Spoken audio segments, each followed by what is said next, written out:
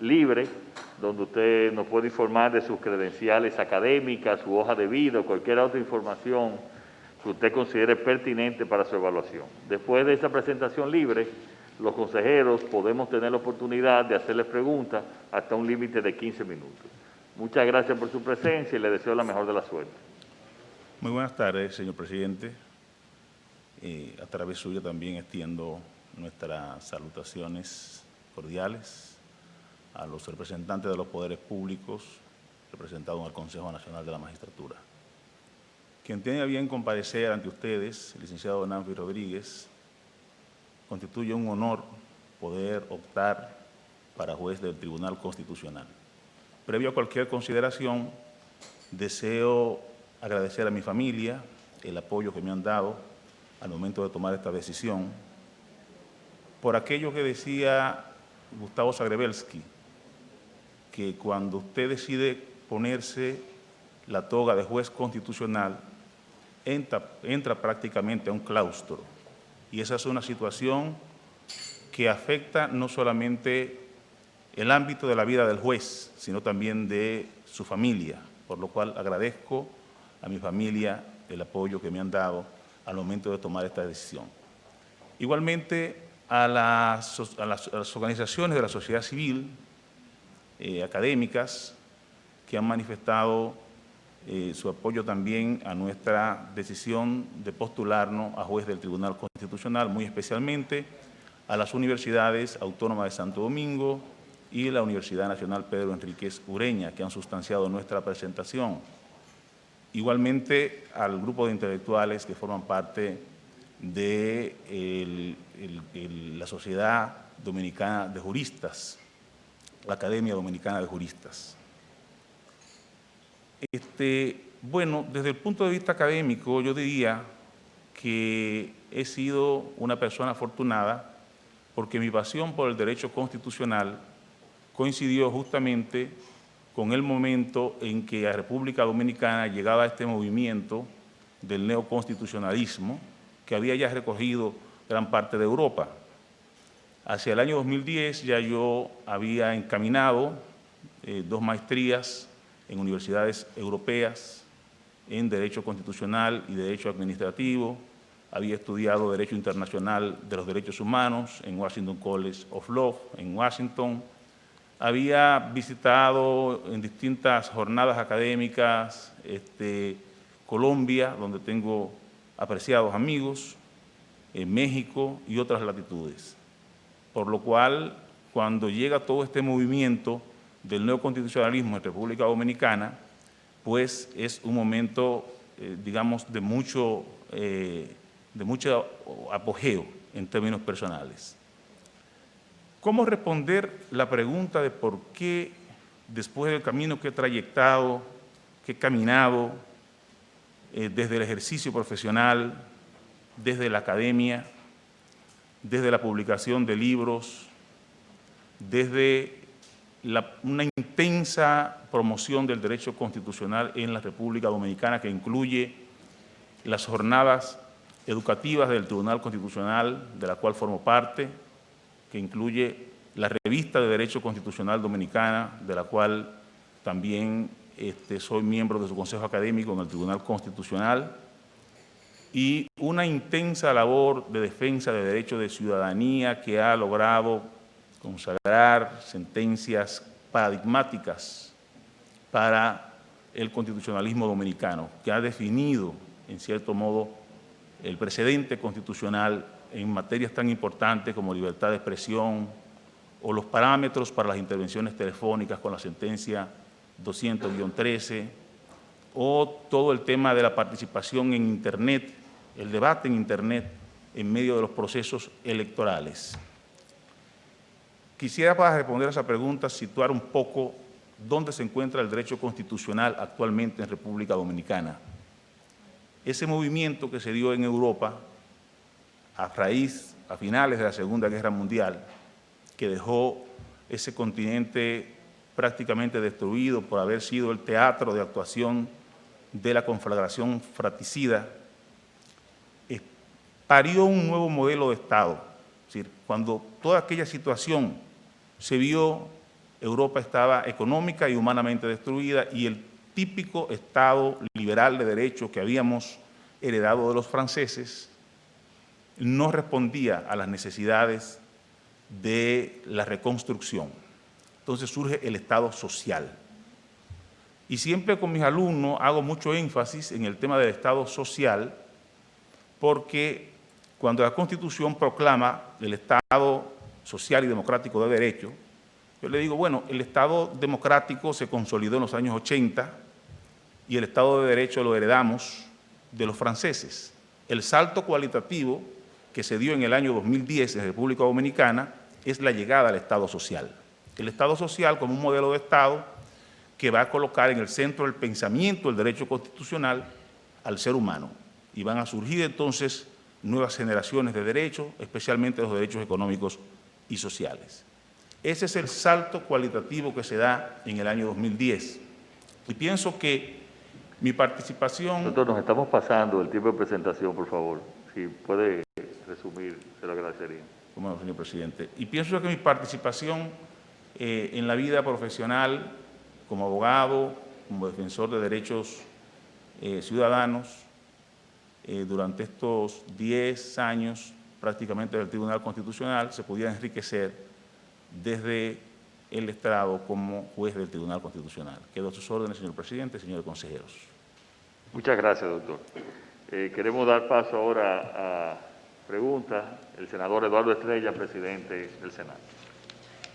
Doctor Nancy Rodríguez, como yo sé que usted es un gran conocedor en el aspecto constitucional, a mí me gustaría preguntarle, ¿cómo se garantiza que el resultado de un referendo popular sea acatado y qué órgano sería el responsable de darle cumplimiento? Bueno, el referendo es parte del modelo de Estado que se implementó justamente en esa reforma constitucional del año 2010, que va a combinar un modelo de Estado representativo y un modelo de Estado participativo. Por una cierta inercia del poder legislativo, aún no se ha aprobado la norma que regularía los detalles y desarrollaría la figura del referéndum en la República Dominicana, como otras figuras igualmente de democracia participativa que contiene la Constitución de la República. El Congreso Nacional tendría que emitir una ley y la Junta Central Electoral sería el órgano encargado de ejecutarlo. La Junta Central. Así es. Muchas gracias. Gracias, doctor. El diputado Víctor Fadul. Muchas gracias, señor presidente. Buenas tardes, doctor. Como este conocimiento, en República Dominicana coexisten el control concentrado y el control difuso de constitucionalidad de las normas. Quisiera conocer su opinión al respecto y los efectos que tiene la declaratoria de inconstitucionalidad en cada caso. Sus efectos serían ¿es nunc o es tunc? Cómo no. Muchas gracias, honorable diputado. Bueno, en República Dominicana tenemos un modelo mixto de control de constitucionalidad, que recogió muy tempranamente los dos modelos que se instituyeron en el mundo a partir, primero, del llamado modelo difuso, que se instituyó en los Estados Unidos de Norteamérica, con el caso Marbury versus Madison, y llegó a la República Dominicana con la Constitución del año de 1844. Ya esa Constitución contenía disposiciones en su artículo 35 y 125 que decía que los jueces no podían aplicar normas que contravinieran la Constitución de la República. Posteriormente, en el año 1924, con la reforma constitucional de ese año, se instauró el control concentrado de constitucionalidad en cabeza de la Suprema Corte de Justicia. Ese control había surgido con la instalación del Tribunal Austríaco, que encabezó el gran jurista Hans Kelsen, y apenas 4 o 5 años después la República Dominicana lo adoptó. El control concentrado de constitucionalidad duró alrededor de 3 años, desapareció en la Constitución de 1927 y vuelve a aparecer posteriormente entonces ya en la reforma constitucional pactada por el doctor José Francisco Peña Gómez y el presidente Balaguer de 1994. Hasta el día de hoy pues con algunas características que se han introducido que diferencian y han ido abriendo un poco más ese control de constitucionalidad. El efecto que produce el control difuso de constitucionalidad, el juez inaplica la norma, pero la norma subsiste en el ordenamiento jurídico. Consecuentemente, no se trata de una expulsión de la norma. En el caso del control concentrado, el juez hace un juicio de constitucionalidad en cabeza del Tribunal Constitucional y expulsa la norma que representa pues, algún tipo de agravio para la Constitución de la República. ¿Y su efecto sería es nunc o es tunc? Disculpe. ¿Sería el efecto es nunc o es tunc? ¿En cuál de los casos? En el caso de la diferenciación de que el juez dicte una sentencia declarándola inaplicable o inconstitucional. Bueno, en el caso específico del control difuso de constitucionalidad, se trata de un efecto entre partes, un efecto que solo surte efectividad, valga la redundancia, entre las partes del proceso. En el caso del control concentrado de constitucionalidad, surte un efecto erga omnes.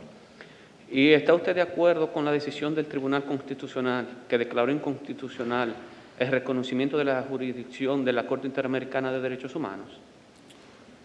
Bueno, tanto de acuerdo como en contra para alguien que opta por la posición de formar parte del Tribunal Constitucional, creo que no sería lo apropiado con su venia. Fíjese usted, es un tema de carácter académico. La incorporación del derecho internacional de los derechos humanos está relacionada con el tipo de cláusula de incorporación que contiene la Constitución y obviamente con el procedimiento interno que los países tienen para adoptar el derecho internacional de los derechos humanos.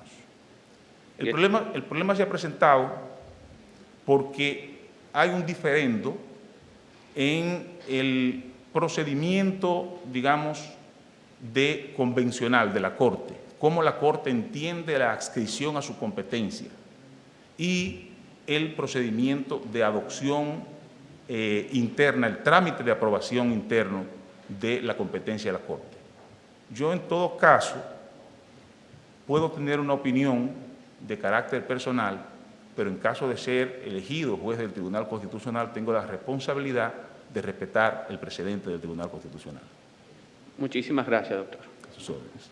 Muchas gracias. El senador Bauta Rojas tiene la palabra. Buenas tardes, doctor Nafis Rodríguez. Doctor, en seguimiento a sus actividades profesionales, hemos visto su ocupación alrededor del derecho de ciudadanía.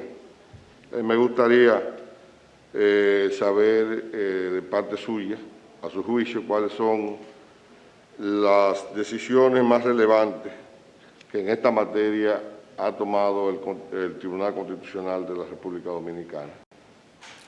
Bueno, el jurista y juez italiano Mauro Capelletti dijo que el siglo XX fue el siglo de los tribunales constitucionales. Yo, parafraseándolo un poco, diría que el siglo XXI será el siglo de los ciudadanos ante la justicia constitucional. Y en República Dominicana podemos hacer esta afirmación, que no es una afirmación infundada, sobre todo porque luego de más de 4.000 sentencias en alrededor de 9 años, el Tribunal Constitucional ha ido configurando una legitimación activa para que los ciudadanos puedan invocar la defensa de la Constitución por el simple hecho de la supremacía constitucional. Su sentencia 0345-19, que va a definir la legitimación de los ciudadanos y de las figuras jurídicas, de los entes jurídicos para acceder al Tribunal Constitucional, crea literalmente una especie de acción popular, con lo cual se supera todo ese debate del interés legítimo, jurídicamente protegido, o de ser parte en un proceso que una norma le pueda afectar. Es decir, pienso que esa es la sentencia más importante del último año dictada por el Tribunal Constitucional. Posteriormente, diría también que hay sentencias que son significativas desde el punto de vista, sobre todo, de la consolidación de los derechos fundamentales. Sentencia como la 200-13, que va a definir todo el criterio de intervención de las comunicaciones privadas de los ciudadanos, en un momento en que, en nombre del terrorismo, el Estado trató de intervenir sin orden previa de juez. El Tribunal Constitucional va a decir que el paradigma es de exclusividad judicial, es decir, de orden previa de juez. Sentencia como esta que cité, referida al debate público y a las redes sociales. Las redes sociales, que rompen el paradigma de la comunicación clásica, van a generar una serie de tensiones en el debate político, sobre todo porque son vehículos espontáneos de comunicación, es decir, no tienen los controles clásicos de los medios de comunicación clásicos. Entonces, hay un discurso irreverente en redes sociales y obviamente ante este discurso irreverente el legislador se manifiesta en una ley, en la Ley de Partidos Políticos, 33, la Ley de Partidos Políticos, se manifiesta e impone sanciones por ofensas a actores políticos. El Tribunal Constitucional dice que esas leyes, esas sanciones son desproporcionadas, porque las redes sociales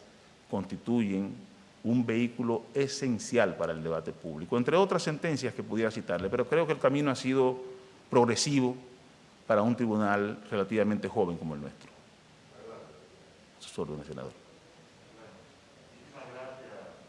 Tenemos más preguntas. Muchas gracias, doctor Nafi Andrés Rodríguez. Muchas gracias por su comparecencia y muy buenas tardes. A usted, señor presidente, a los más míos. Buenas tardes.